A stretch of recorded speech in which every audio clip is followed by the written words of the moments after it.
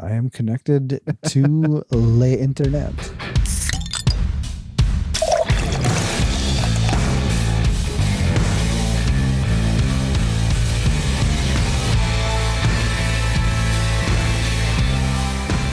Welcome in, everybody, to the Craft Beer Republic.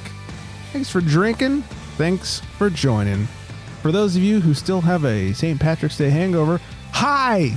And thanks for listening. It's loud. Sorry, bud.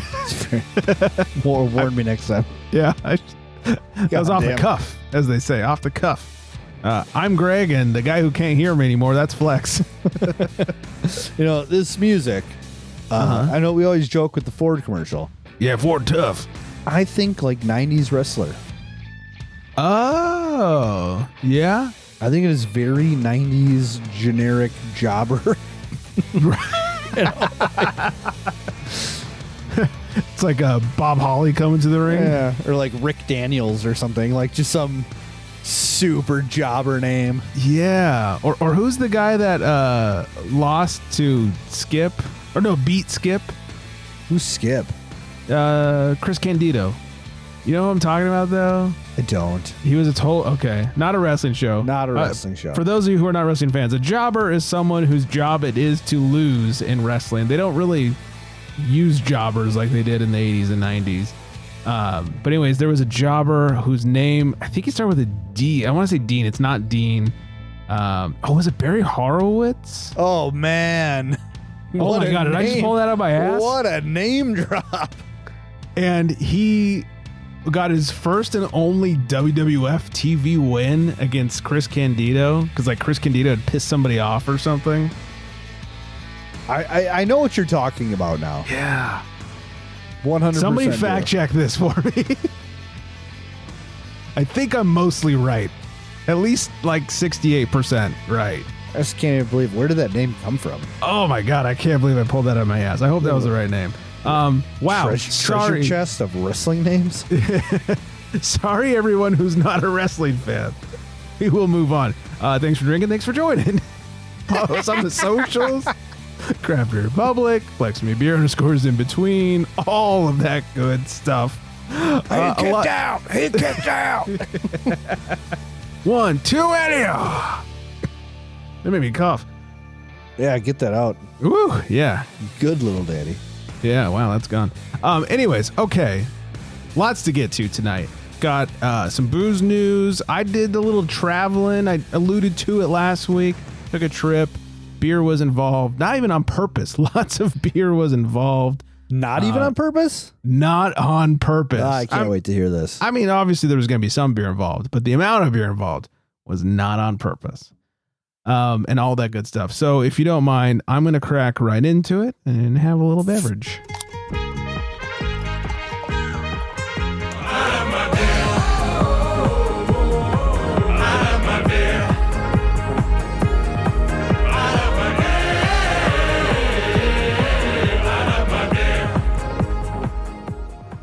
I'm loving my beer. Sorry. Today, I'm drinking, and this has to do with the story I'm about to tell, but I am drinking San Francisco Brewing Company, which I didn't even know existed a couple weeks ago, Fog City Hazy IPA. It's got a pretty sweet can of like a cloud, or I guess fog over the Golden Gate Bridge. I like some his hat. baseball references and a hat. Anyways, 6.7%, 45 IBUs, has a 3.82 on Untapped. And they say Carl is our Fog City Hazy IPA, New England style, made with malted barley, wheat, and oats. Dry hopped with a blend of Vic Secret, Citra, Mosaic, and Simcoe hops. With a foggy and cloudy body, this unfiltered IPA will give you a big mouthfeel without the bitter bite. And Flex will attest to this. When I was trying to fucking pour it before the show started, every little pour, I don't know how much carbonation they got in this bitch, but it started exploding. I have a mess to clean up. My pants are wet, and I didn't pee them. It's a whole thing. But anyways, on the schnoz. A surprising amount of dank on the nose for being a hazy IPA, but they do mention, they do mention some bitterness and whatnot. As you can see, it's properly hazy. It is very hazy. I don't know, a little citrus, I think, go along that. Let me stick in the old tongue jobber that likes to run away. Yeah, warm it up. I mean, the tongue really follows suit with citrus, orange, bitterness. There is a fair bit of carbonation for a hazy. You know, it's not that pillowy softness. Right, I'm not mad about it. Spritzy, yeah, which is surprising in a hazy. I'm not angry about it. It could use a little less carbonation, I think. Let's see, 382 on Untapped. I think that's fair. It's a good beer. I'm not against paying for one, and would drink again. Right on. Yeah, seems reasonable. 382. Sometimes that spritziness of a IPA, it's a fun little different. Yeah, I think it needs it because of the amount of bitterness that this holds for being a hazy. That spritziness, I think, helps out. Like if it wasn't so bitter and it was spritzy, you'd be like, oh, this is weird. It's like a fucking, orange spritzer on my tongue or something. Right. But I think this actually helps it out a little bit. It just could be a smidge less. But overall, like I said, definitely would drink again. Would even pay for it if I had to. I got this free.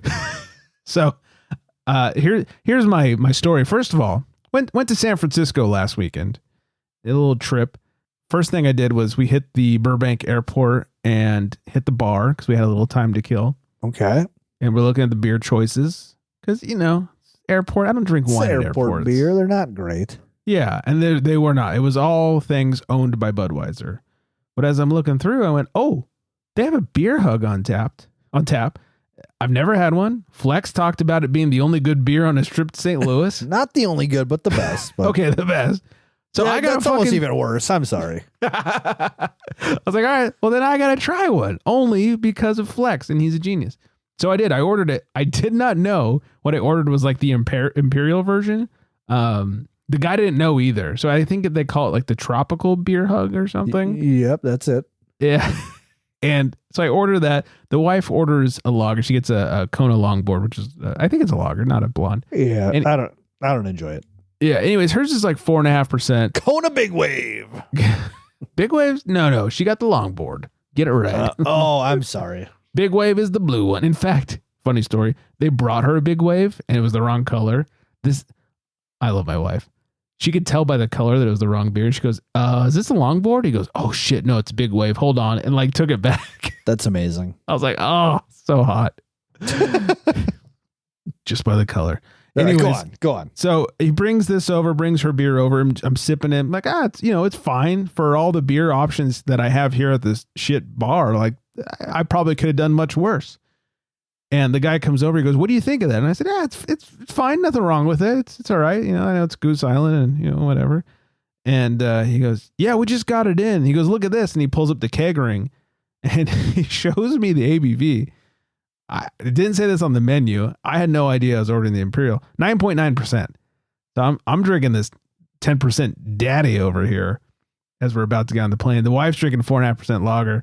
And my beer was only like 70 cents more than hers. And I was like, well, I fucking won. I don't even care how it tastes. Yeah. That's an undefeated season right there. Yeah. Undefeated and won the Super Bowl. Didn't blow it at the end there. So yeah, it was not bad. It was fine. It wouldn't be my first choice if I had better choices, but it was fine. And at 10% and only 70 cents more than a lager, I was all about that life. So not bad. Anyways, went to San Francisco. One thing we did not know about San Francisco until about 2 days before we left was we were going up for San Francisco Beer Week. No kidding. No kidding. What are the odds? Fucking idea. We had planned this trip a couple months ago. And I say plan. We had planned the dates. We had done zero planning for the trip. And the wife starts looking into it. She goes, did you know we're going up for San Francisco Beer Week? And then I felt like I had to defend myself. I was like, I swear I didn't do this on purpose. Because, sounds like something I would do. And we started looking at the events, and a lot of the events looked kind of lame, if we're being honest. I'm like, Beer Week, but these are not Beer Week type events. Except for one caught our eye. It was a bay cruise with San Francisco Brewing Company, who I'm drinking right now. Okay. And $75 gets you the cruise, plus all you can drink, plus a bunch of snacks. Yeah, you had me at all you could drink. Yeah.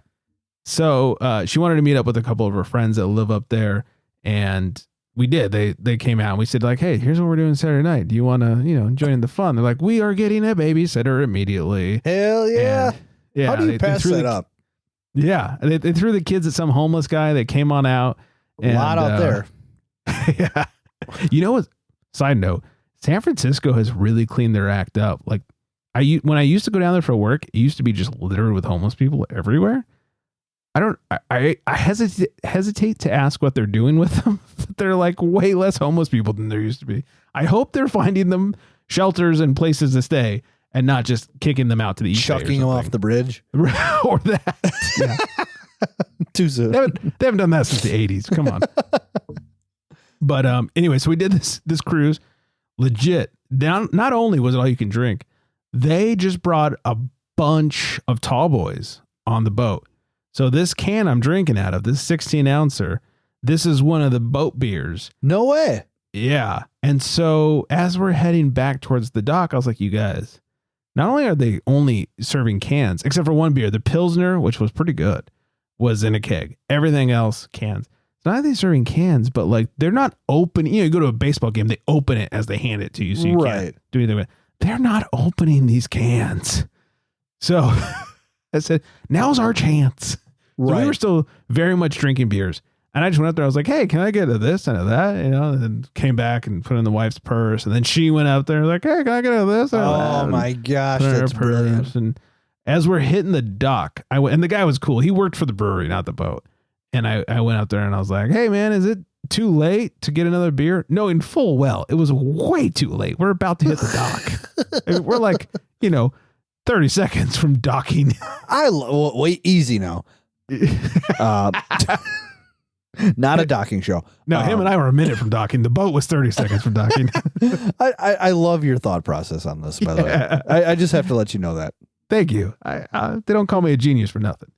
And so I said, I was like, innocently, is it too late? And he goes, yeah, it's way too late. But it's not too late if you have pockets. Oh, my God. That's amazing.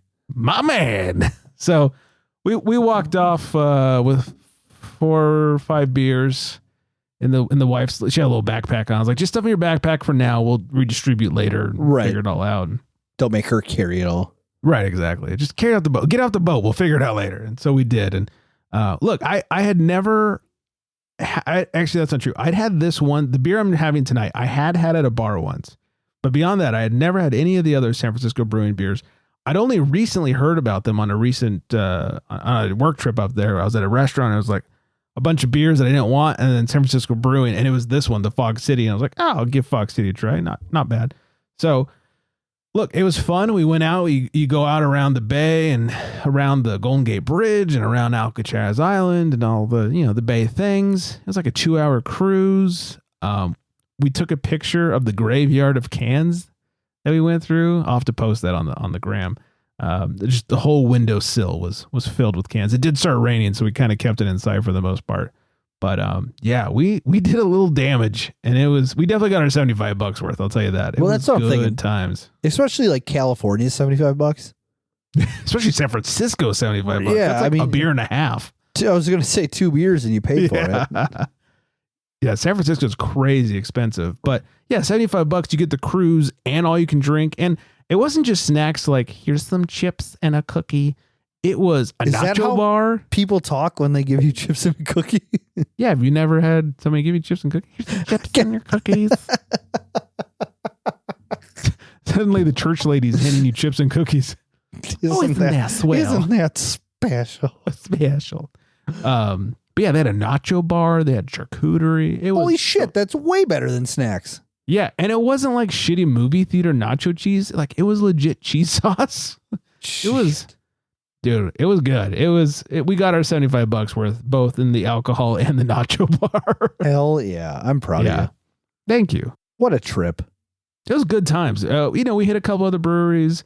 There was one we hit called Otherwise Brewing. It's like a gluten reduced. Look, it was, I won't be returning. It was fine. Fine at best. Cool spot. Cool brewery. Nice bartender. There was just, I had a hazy. She had a sour. And then we closed out and went somewhere else. That was the end of it. Went to Black Hammer, which I've had on the show before. Right. I was hoping you would have stopped there. Yeah, the wife had never been, so we had to stop by. She very much enjoyed it. A lot of wine on that trip too. Wasn't meant to be a beer trip. It just happened that way. Did a little fancy dinner. I don't know if you know who Tyler Florence is from the Food Network. He's the host of the Great Food Truck Race. No, I have no idea. He's got a restaurant out there, the Wayfair Tavern. We went there. Our waiter was from L.A., so we just spent the whole night talking about L.A. It's like, how do you like it up here? What a classic L.A. thing to do in San Francisco. Yeah. God dang it. Basically just talked about how much he likes living up there now as opposed to L.A. and all that, and traffic in L.A. Very L.A. conversation for most of the night. He's a nice guy. Dodgers, huh? Yeah, the Dodgers. Oh, fucking contract extension for their shit manager. Not a Dodger show. That's what you're bummed out about? Dave Roberts' contract extension? Unreal. Absolutely. I can't even talk. Absolutely am I bummed out about his. Absolutely am I bummed out about his contract extension. You're dumb. The Dodgers win in spite of him, not because of him. I don't believe that. I do. They do so poorly in the postseason. Nothing you could say that would convince me that that's accurate. They do so poorly in the postseason compared to the regular season. They've won two World Series in the last 5 years. I don't care. What about the other years when we're winning, more games than any other team and getting out in the first round? Because you play in the fucking NL West. I don't buy it. Great division. Padres can suck it. It's a great division. No, I was being sarcastic. Oh, it's a great division. Yeah. Used to be a great division. Like 4 years ago. You have there was a time Dodgers who are always on top. Yeah. Then you have the Padres who always think they can do something. And then you have the Diamondbacks that are like, hey, we're still going to win like 89 games. But there was a time when Diamondbacks were good, the Giants were good, and the Padres were coming up. Now, like, the Giants have sucked for a couple of years, and Diamondbacks are kind of taking it back. Now it's just the Dodgers and the Padres, basically. Yeah. And again, it's the Padres scraping by till the All-Star break, and then... But, we're winning over 100 games. We're winning, 110 games a season or whatever? Get knocked down in the first round of the playoffs? Payroll, I'd hope you'd be winning that many. Right. I'm just saying, his decisions in the playoffs are questionable at best. Not a good pitching coach. Well, he's not a pitching coach. He should not make any of those decisions. Anyways, not a baseball show. I'll tell you what, listening to a Dodgers fan complain about the Dodgers is like listening to a rich guy complain that his house isn't big enough. Or his mortgage is too high. Yes. Thanks, Elon. This is absurd. Yeah. I don't know. I'm not a fan of Dave Roberts. I don't think he's that great of a manager. I think they win because they're good, not because they're well managed. I think he's a player's manager. That's what he is. All right. And he has more World Series rings than you do. Yes, 3 more. Yes. He knows what he's doing. Not a Dodger show. Not a Dodger show. How those Brewers doing? Third lowest payroll in the league. Not as bad as the Cardinals. Early power rankings, we were number 19. And picked third in the division. So, all right. Yeah. But we were also picked 4th and 5th all last year in all the preseason rankings. And we took the Central. And then we lost.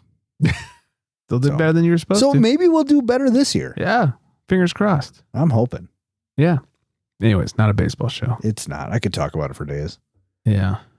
So San Francisco. Yeah. It was great and expensive. And yeah.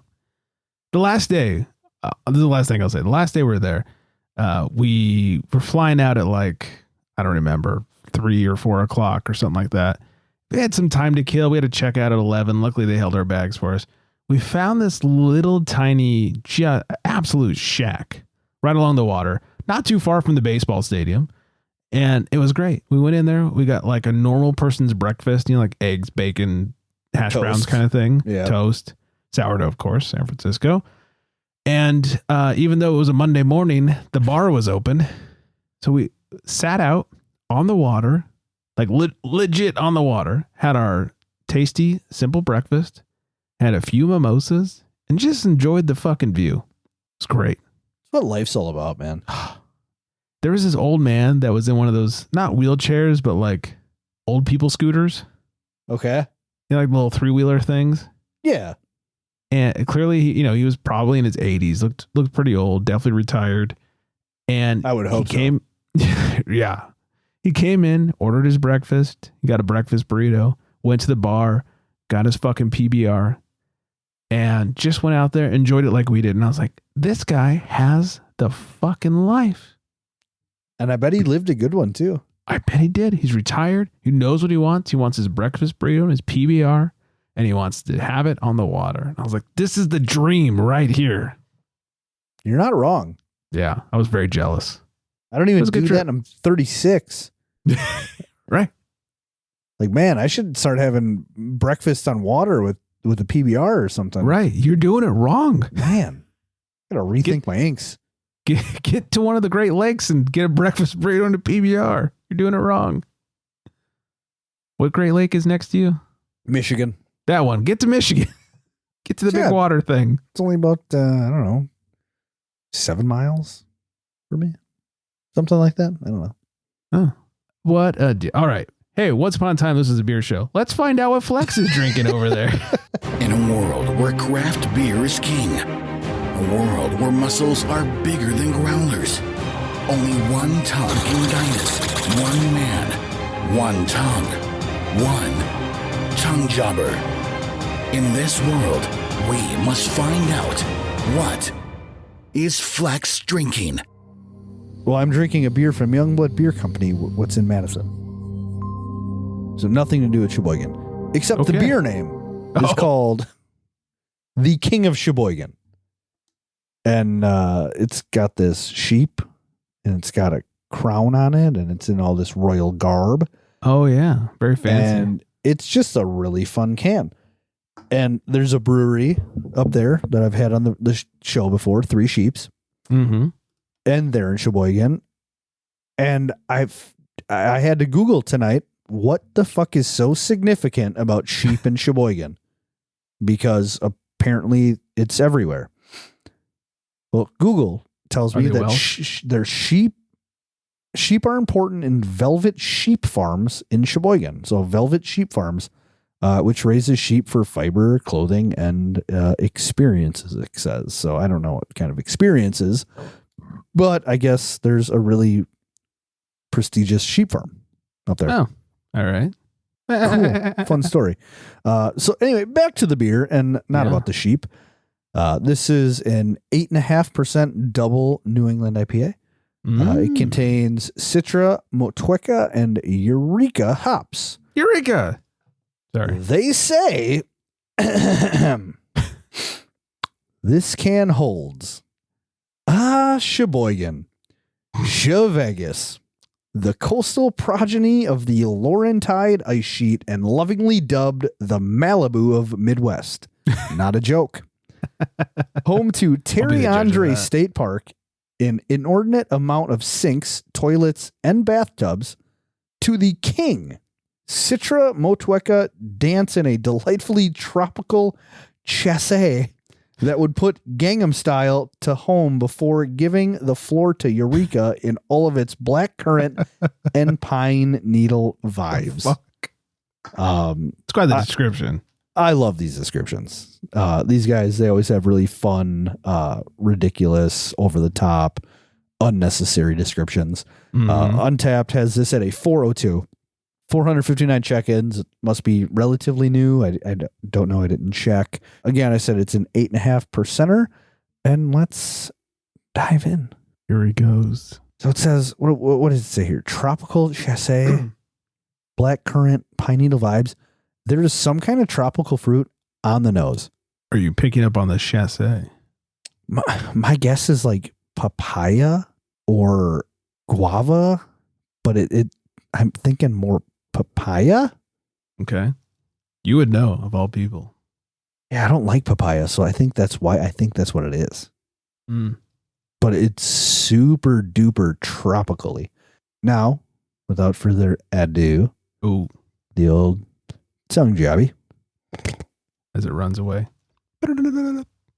So whatever I'm smelling on the nose, I'm I'm going to say papaya.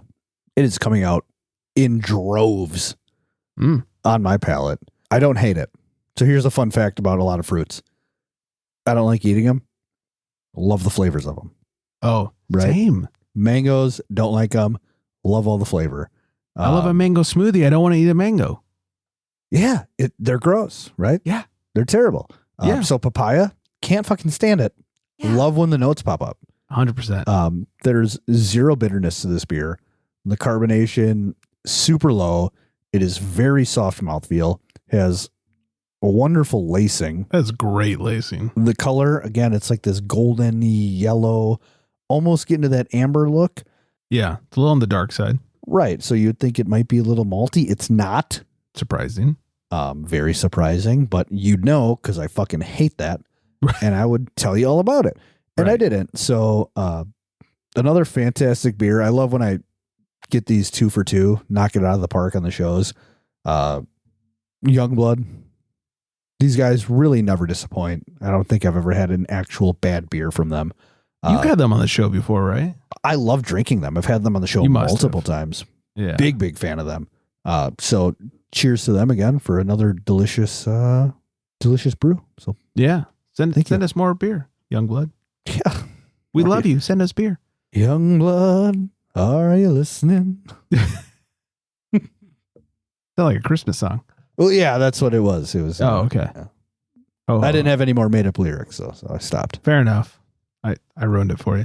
All right, a little news before we get out of here. Oh, by the way, end of the show, I got a list for you. Oh, daddy. Yeah. Keep it down. Daddy love lists. Keep it down. Pitching a tent over here. Whoa, your table's moving. All right. Georgia we talked a couple weeks ago about Georgia trying to pass new laws for distribution, small breweries being able to distribute their own shit, blah, blah, blah. Just let them do it. This will surprise you. Georgia distributors oppose the self-distribution laws. That's crazy. Yeah, I can read the whole thing, but there's no point. They say a bill like SB 122 would undermine carefully crafted laws by Budweiser and lead to unintended consequences that would negatively impact other businesses and the industry. Consequences that small craft brewery advocates aren't seeing.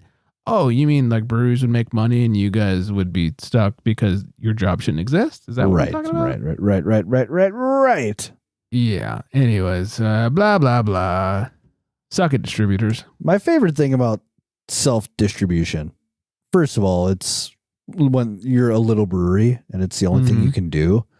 It helps get you out there. But also because they're doing it, it keeps the price of the beer down in the store. Yeah. Which is great. And isn't it cool when you know it's a very small brewery and you see them on a shelf somewhere? It's like, oh, that's so fucking sweet. They're, they put some cans Or here. you even see their cars driving around somewhere or parked somewhere or stopped somewhere. You're like, man, that is the fucking, that's it right there. Yeah. They have a dream and that they're coming to fruition. Like they're trying to make it. That's awesome. Anagrin decorated their truck to look like it was wearing lederhosen. That's brilliant. It's pretty fantastic. You can't miss it. You can't fucking miss it. It's so on brand for them too. Yeah, it's so good. So if you ever see the lederhosen truck driving around Southern California, it's most likely Anagrin. Is there a lot of self-distro in California? Yes and no. So Anagrin actually has partnered with Stone for their distribution. Okay. As has Tarantula Hill. So there's a lot of we partner with Stone. It seems like the first step to a small brewery becoming a little bit bigger. Yep. Is partnering with Stone. Anagrin did it. Tarantula Hill did it. Made West did it. It seems like Stone distribution is completely separate now of Stone Brewing. Sapporo does not own the distribution arm. So it just, they sort of pick and choose who they want to bring on to their distribution. And yeah. So it's its own separate entity. I like that. Yeah, it was separate before, but same owners. And after the sale, they didn't buy the distribution side. So I guess it's still craft. I don't know, man. Jesus. I give up. What is anything anymore? Yeah, this is just now the Beer Republic.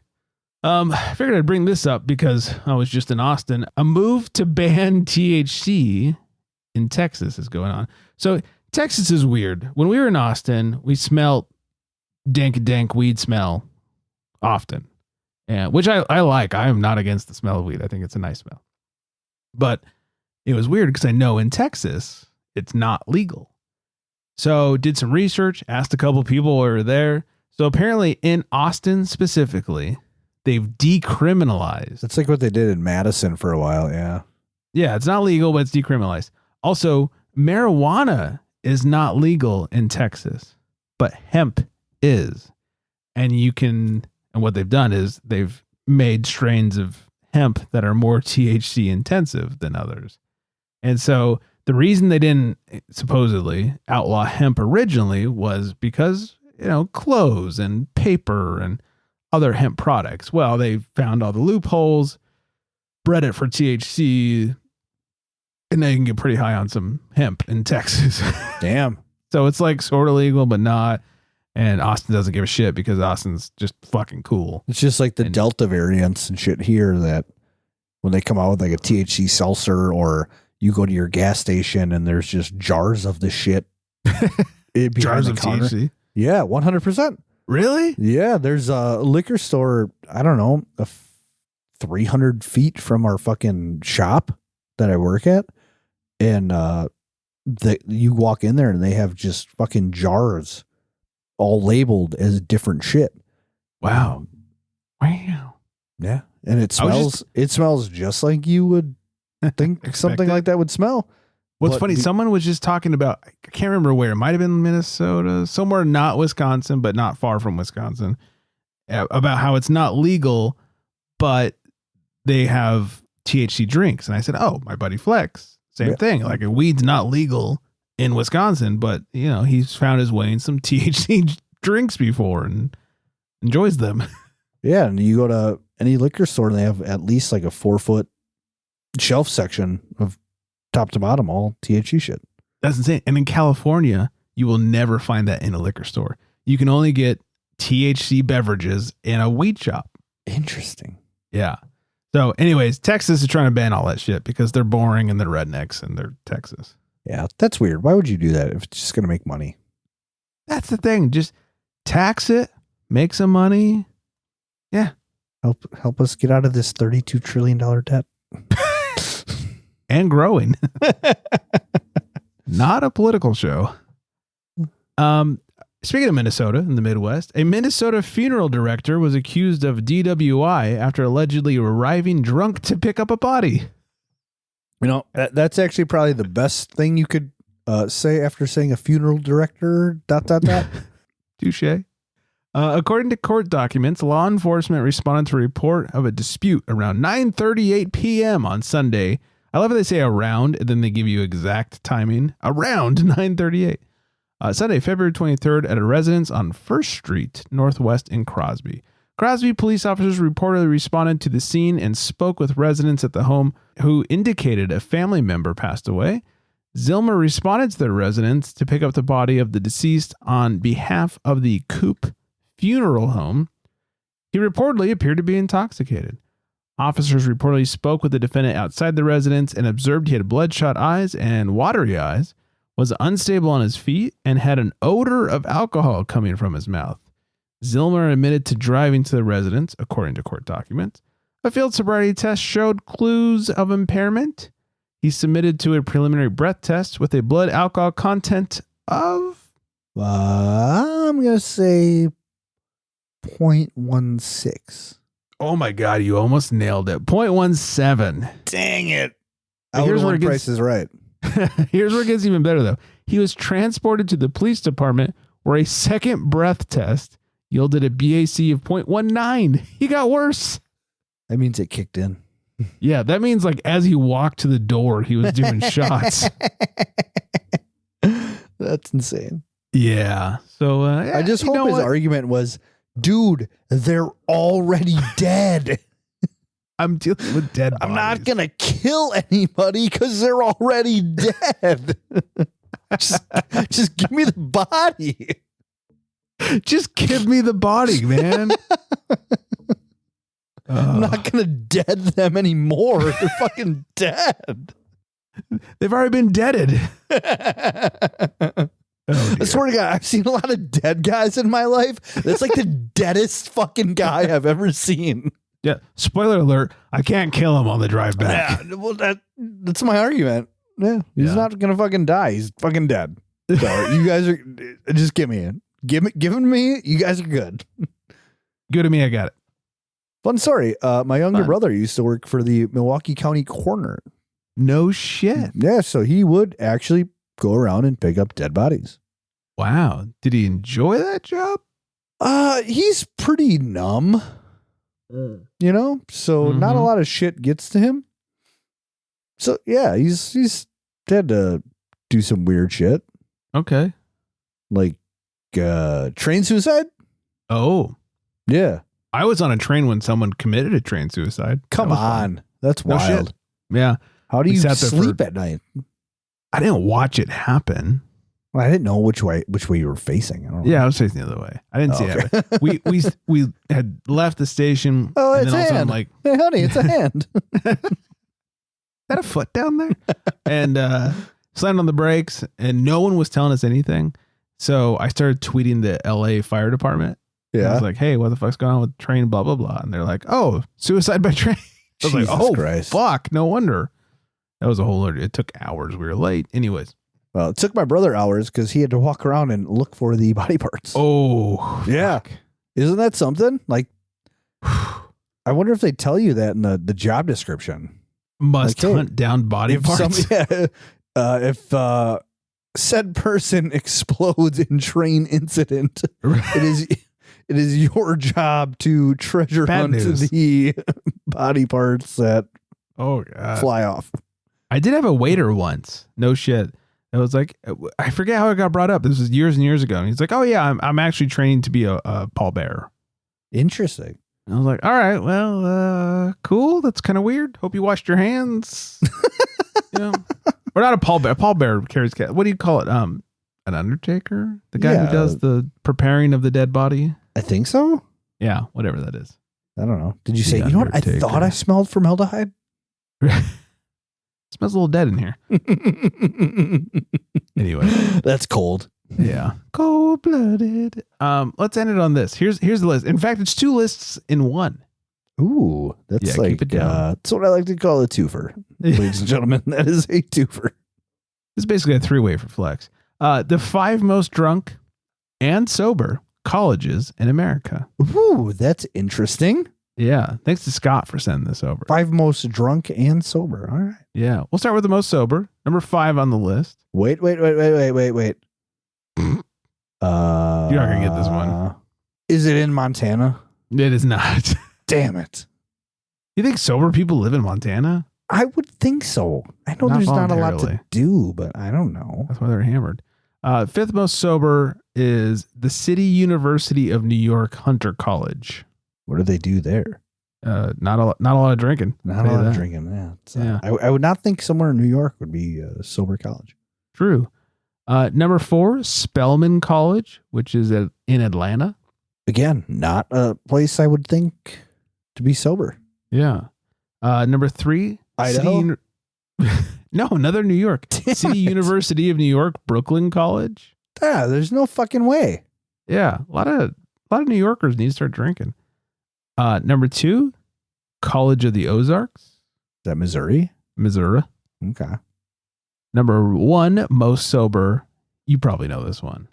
I don't think I do. I'm trying to think of like areas in the country that would be super sober. All right. You're going to hear this and go, oh, no shit. Wait, Utah. Yeah, BYU. Nah. Gave it away. Yeah. Like no shit. Of course. Yeah, they're the most sober. That makes sense. You're right. Yeah. Oh, yeah. All right. Let's get into the real ones, though. The most drunk. Number 5, Providence College out of Rhode Island. That's shocking. Yeah. More than New York. Like, what the fuck? I guess not a lot to do, such a small state. I don't know. Yeah, I don't know. Number 4, West Virginia University. That's not surprising. Yeah, we don't like them. Hey, it's my brother. Hey, it's also my dad. Yeah. And we fucked once. Sorry. My guess is going to be Sorry. Miami's in the top 3. Oh, well, you know what? I did not look ahead. We'll find out together. Number 3 is Colgate University out of Hamilton, New York. Interesting. Okay. So New York, sober and drunk. Yeah, at the same time. Number 2, I think you've heard of this one before. It's not Miami. Is it Wisconsin? University of Wisconsin in Madison. Yeah, they get pretty nuts. So I've heard. I've heard. Number 2. And the number 1 is not Miami. Damn. Any guesses as to locale? It's not what I expected. It's not what you expected. Nebraska? No, that's very much not what I expected. Somewhere middle of the road of not what I expected. Bucknell University out of Lewisburg, Pennsylvania. Huh. Yeah. I guess I only ever think of Bucknell in during like March Madness. Well, now you can think about them in Drunk Madness. Oh, so they're the drunkest university in the country. Apparently. Yeah, Okay. I guess so. Yeah. Don't know anybody that's gone there. Do they give degrees for drinking there? Oh, then I could be a doctor. That would be something. Doctor of Thugonomics.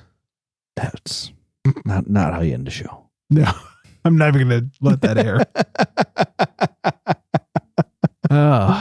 Doctor of Drunkenomics? Maybe. Let's go whale watching. I speak whale. All right, this is taking quite the turn. I'm going to hit some music. Let me see.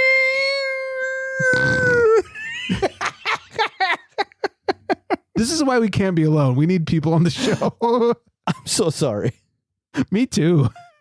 Hi, Vanessa. Damn it. Hello, Vanessa. Hello. Thanks for if you've made it this far. Yeah, Wow. I'm so sorry. Yeah, I'm so sorry. Thank you so much for whatever Honestly, you just this endured. show could have been done about 20 minutes ago. At least.